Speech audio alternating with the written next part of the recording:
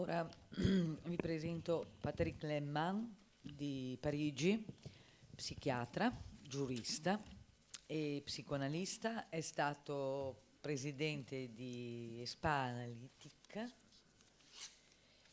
Tra i suoi testi è stato edito in Italia nel 2000 Freud e nel 1997 a Parigi lo stesso testo.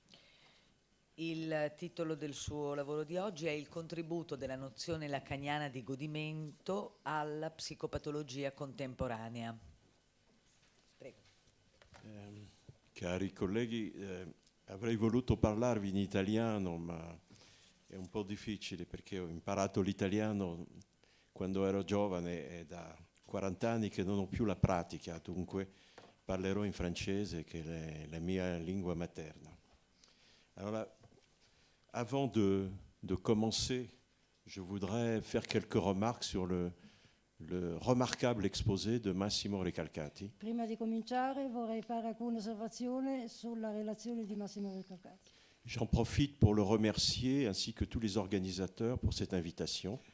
Approfitto per ringraziare lui e tutti gli organizzatori di questo incontro. J'ai été très sensible dans l'exposé de Massimo Recalcati sur la comparaison qu'il fait entre l'énigme du symptôme et l'énigme du texte de Lacan. Sono stata molto colpita dalla Énigme? Sì, la differenza? No, la comparaison. Tra il paragone tra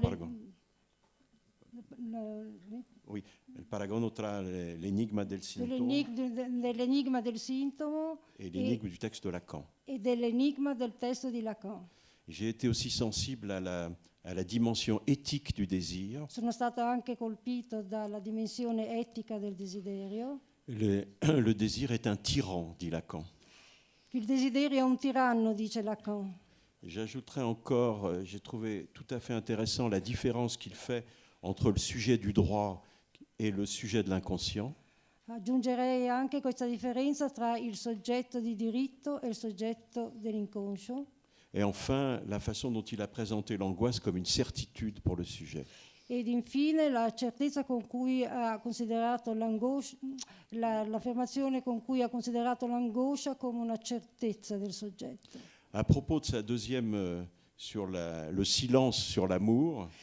E a proposito circa il punto sul silenzio dell'amore, Tacere sull'amore. Tacere sull'amore. Tacere sull'amore.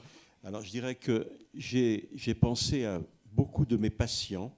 Direi che ho pensato a molti miei pazienti qui rêvent qu'ils sont dans mon appartement. Che sognano che sono nel mio appartamento. Qui comprennent pas pourquoi ils sont dans un lieu privé au lieu de se trouver dans mon cabinet d'analyste. E che non capiscono perché si trovano in un luogo privato invece di essere nel mio studio di analista. Et qui interprètent cette bizarrerie. Che interpretano questa stranezza. Plus exactement, c'est moi qui interprète cette bizarrerie. O forse sono io che interpreto questa stranezza. Que quelque part l'analyste doit incarner un lieu vide. Che da qualche parte l'analista è un posto vuoto. Et que dans l'inconscient, c'est un lieu vide, même s'il y a une incarnation dans la réalité. E nell'inconscio è un luogo vuoto, anche se è una incarnazione nella realtà. J'en viens maintenant à ce que je voulais dire sur la contribution de la notion lacanienne de jouissance à la psychopathologie contemporaine. Ecco, vengo adesso a parlarvi della mia relazione, il contributo della nozione lacaniana di godimento alla psicopatologia contemporanea. Le concept de jouissance chez Lacan, dans ses différentes composantes, me semble avoir une valeur heuristique indéniable pour nous permettre d'éclairer les phénomènes cliniques courants que nous observons dans nos sociétés dites postmodernes. Il concetto di godimento in Lacan, nelle sue differenti componenti, mi sembra abbiano un valore euristico innegabile per permetterci di chiarire i fenomeni clinici correnti che osserviamo nelle società dette postmoderne. Tout d'abord, quelques hypothèses sur les changements en cours dans l'économie subjective. Innanzitutto qualche ipotesi sui cambiamenti in corso nell'economia soggettiva. Le grand autre, lieu du langage, lieu de référence symbolique par excellence, représente l'instance privilégiée avec laquelle le sujet dialogue dans son psychisme. Il grande altro, luogo del linguaggio, luogo di referenza simbolica, per eccellenza, rappresenta l'istanza privilegiata con la quale il soggetto dialoga nel suo psichismo. L'autre, le grand autre, lui préexiste. Il est la source du désir du sujet et c'est aussi chez l'autre qu'il va trouver les signifiants organisateurs de ce désir. L'altro, che lo preesiste, è la fonte del desiderio del soggetto ed è anche presso l'altro che va a trovare i significanti organizzatori del suo desiderio. C'est une instance tierce qui s'interpose entre le sujet et le petit autre, son semblable. È un'istanza terza che si interpone tra il soggetto e l'altro suo simile. Le grand autre s'incarne dans la personne des adultes référents et en particulier la mère. Dans le cadre de la cellule familiale, mais il a aussi une existence sociale sous la forme de ce qu'on pourrait résumer par le terme de loi. Il grande altro si incarna nella persona degli adulti di riferimento e in particolare la madre, nel quadro della cellula familiare, ma ha anche un'esistenza sociale sotto la forma di quello che si potrebbe riassumere col termine legge. Le sujet contracte une dette à l'égard du grand autre, dette symbolique qui est une figure de la castration, tout au moins dans la névrose. Il soggetto contrae un debito nei confronti dell'altro, debito simbolico che è una figura della castrazione, perlomeno nella nevrosi. Le grand autre représente l'altérité même, il est inaccessible et garde sa part de mystère.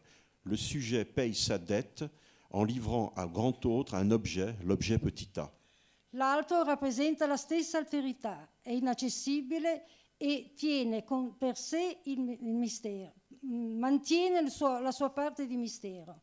Il soggetto paga il suo debito dando all'altro un oggetto, l'oggetto ha.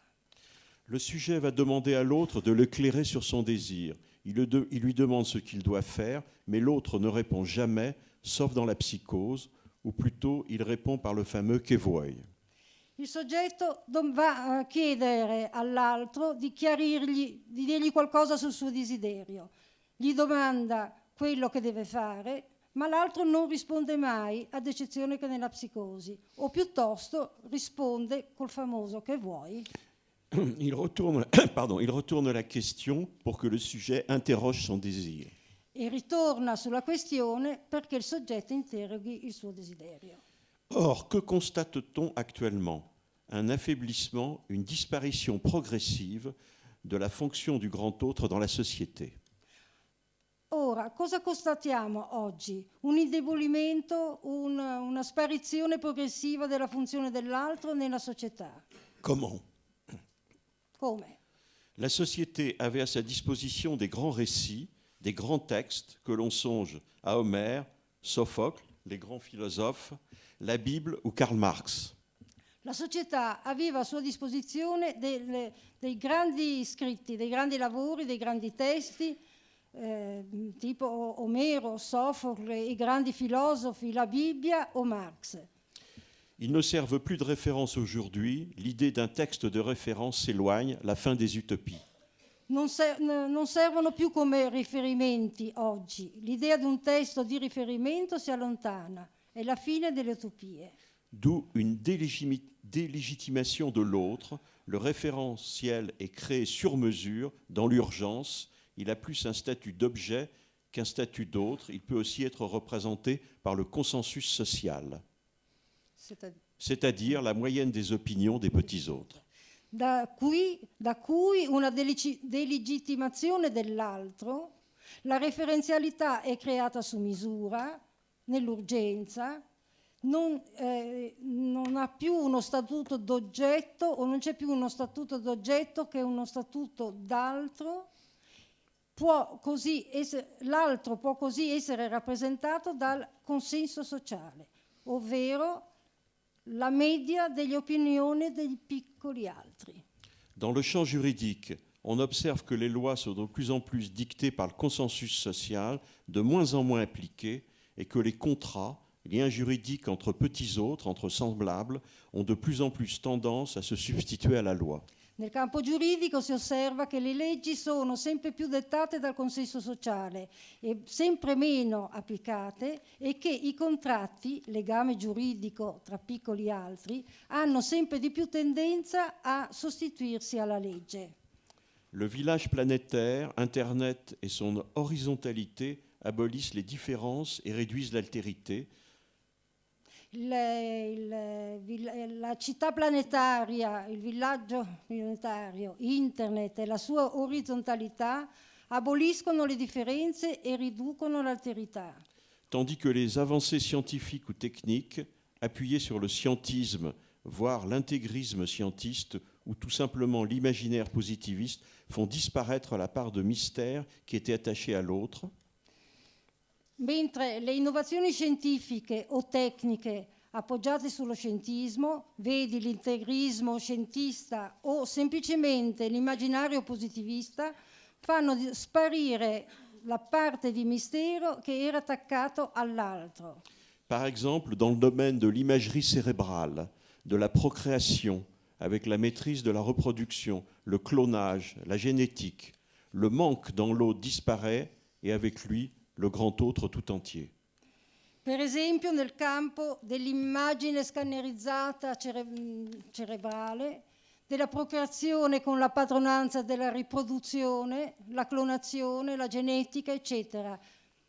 La mancanza dell'altro sparisce e con lui l'altro tutto intero. Quel impact sur le sujet? Che impatto sul soggetto? Le sujet a un rapport de jouissance avec le grand autre, principalement son surmoi, instance paradoxale, à la fois interdictrice de certaines jouissances déterminées et injonction, impératif à jouir de façon indéterminée. Il soggetto ha un rapporto di godimento con l'altro, principalmente col suo superio, istanza paradossale, allo stesso tempo interdittrice di alcuni godimenti determinati e ingiunzione, impérative à jouir in modo indéterminato. Mais le sujet affecte aussi l'autre d'un pouvoir de jouissance, c'est la jouissance de l'autre. Ma il soggetto riserva all'altro anche un potere di godimento che è il godimento dell'altro. Pour éviter de se trouver englouti par cette jouissance de l'autre, figure de la jouissance incestueuse, le sujet s'appuie sur le nom du père, dont la fonction est de nouer, de limiter la jouissance de l'autre.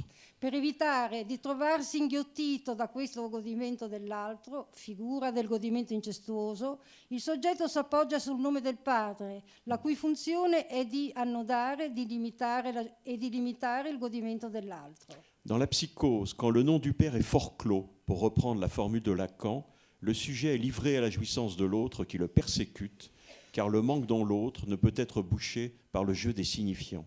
Nella psicosi, quando il nome del padre è forcluso, per riprendere la formula di Lacan, il soggetto è lasciato al godimento dell'altro, che lo perseguita perché la mancanza nell'altro non può essere tappata dal gioco dei significanti.